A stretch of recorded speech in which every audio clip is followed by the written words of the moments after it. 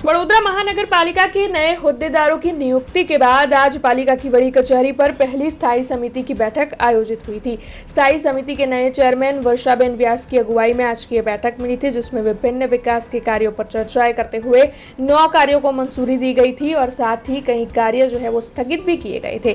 तब आपको बता दें कि आज की स्थायी समिति की बैठक की शुरुआत जो है वो स्वर्गीय योगेश पटेल को श्रद्धांजलि अर्पित करने के बाद की गई थी। तब स्थायी समिति की बैठक के बाद कौन कौन से कार्य मंजूर हुए हैं, इस बारे में ज्यादा जानकारी स्थायी समिति के चेयरमैन वर्षाबेन व्यास ने दी।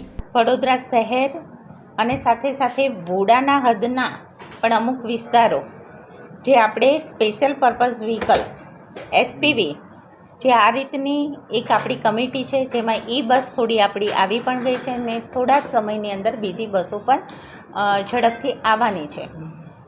તો આના માટે આજે આ દરખાસ્ત અમારી પાસે હતી। એ દરખાસ્તને મંજૂરી આપવાની સાથે અમે એસપીપીને એવું સૂચન સાથે ઠરાવને આને મંજૂર કર્યો છે।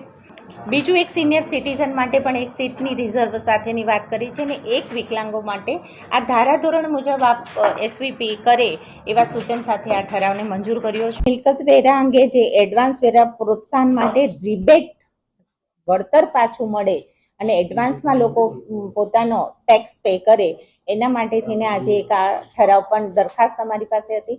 એને પણ સર્વ સભ્યએ સહમતિ આપીને એને મંજૂર કર્યું છે, કારણ કે એની અંદર આપણે રહેણાંક હેતુ મિલકત પ્રોપર્ટી છે રહી એના 10% આપણે લોકોને પોતાના રિબેટ આપી રહ્યા છીએ।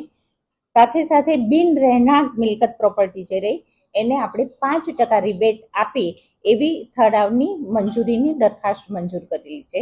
તો સૌ પોતાના ટેક્સના પૈસા જે કંઈ મિલકત વેરો આપ ભરી રહ્યા છો તો કોર્પોરેશન આપને રિબેટ આપી રહ્યું છે અને આ દરખાસ્ત મંજૂર કરેલી છે। हमसे जुड़े रहने के लिए हमारे YouTube चैनल को सब्सक्राइब करें और नई वीडियो की नोटिफिकेशन के लिए बेल आइकॉन को दबाएं।